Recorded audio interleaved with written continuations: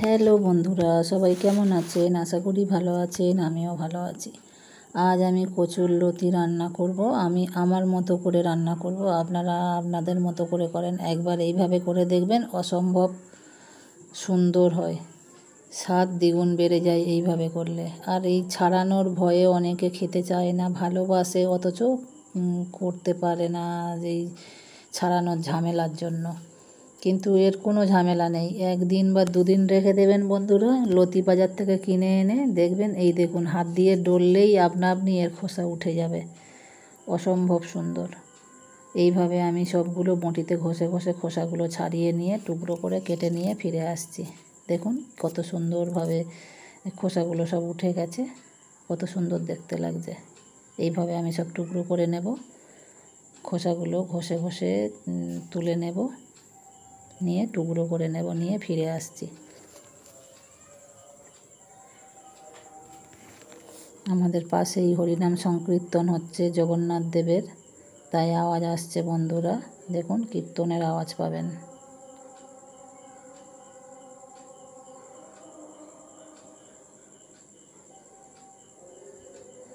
এইভাবে আমি সবগুলো ছাড়িয়ে নেব। দেখুন পরিষ্কার করে কত সুন্দর দেখতে লাগছে, সবুজ একদম, কি সুন্দর দেখতে লাগছে। এবার এগুলো আমি আমার সাইজ মতো করে টুকরো টুকরো করে কেটে নেব। দেখুন কোথাও একটুও খোসা নেই, পুরো খোসা একদম পরিষ্কার হয়ে গেছে।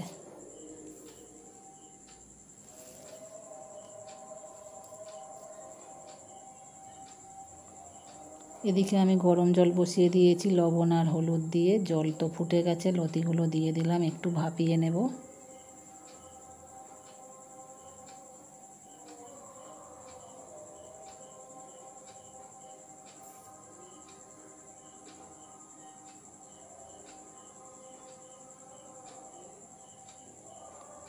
হয়ে গেছে, এখানে সিদ্ধ হয়ে গেছে। এবার আমি একটা চুবড়িতে ঢেলে দেব।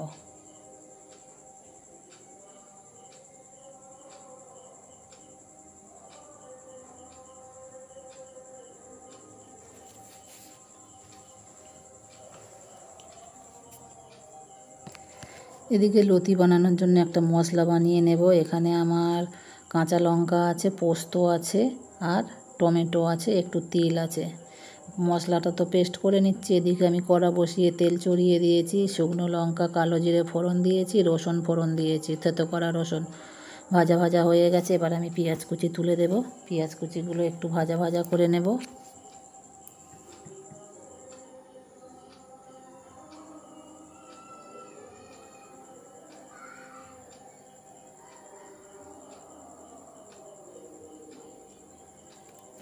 পেঁয়াজ তো ভাজা ভাজা হয়ে গেছে, একটু হলুদ গুঁড়ো দিয়ে দিলাম, পরিমাণ মতো লবণ দিয়ে দিলাম,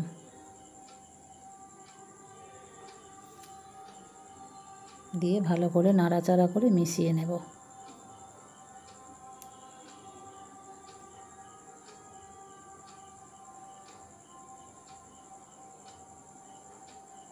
এবারে যে মশলাটা আমি এখানে পোস্ত, চারমগজ, তিল, টমেটো, কাঁচা লঙ্কা দিয়ে পোস্ত পেস্ট বানিয়েছিলাম, পেস্টটা দিয়ে দিলাম। এবারে ভালো করে কষিয়ে নেব।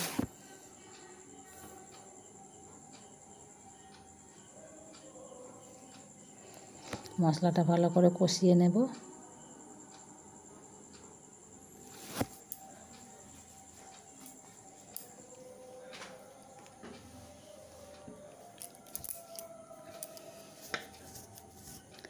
মশলা তো কষানো হয়ে গেছে, এবারে আমি ভাপানো লতিগুলো মশলার সাথে ঢেলে দেব।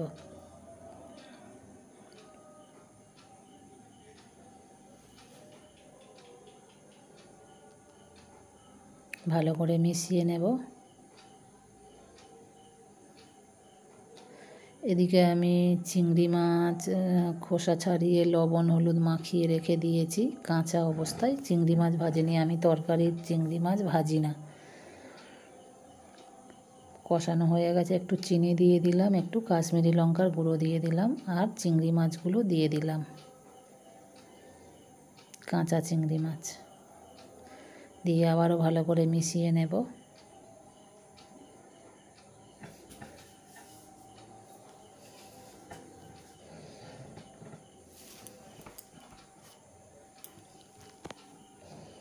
ভালো করে মেশানো হয়ে গেছে। আমি এবারে একটু উষ্ণ গরম জল দিয়ে দেব। গরম জল দিয়ে দিয়েছি, দিয়ে ভালো করে মিশিয়ে নিচ্ছি।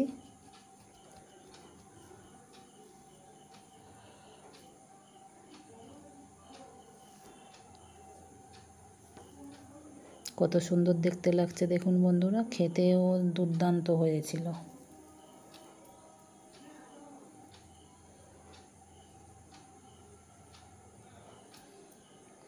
এবার আমি একটু চাপা দিয়ে দিলাম চিংড়ি মাছ সিদ্ধ হওয়ার জন্য। আবার ঢাকনা খুলে ভালো করে নাড়াচাড়া করে দিচ্ছি।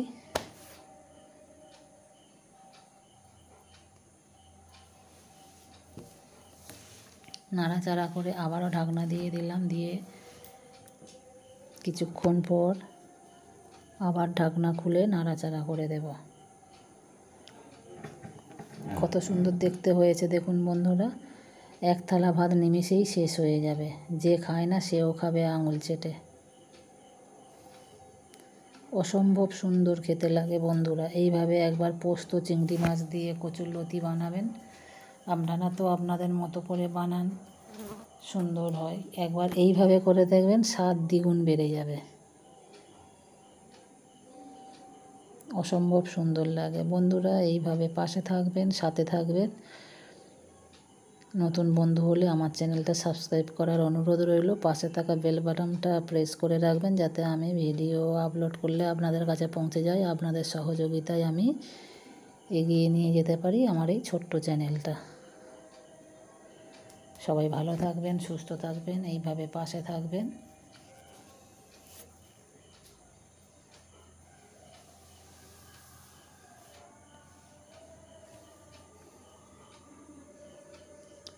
কচুরলতি পোস্ত দিয়ে চিংড়ি মাছ দিয়ে কচুরলতি রেডি। এবারে গরম ভাতের সাথে পরিবেশনের পালা। সবাই ভালো থাকবেন, সুস্থ থাকবেন। টাটা।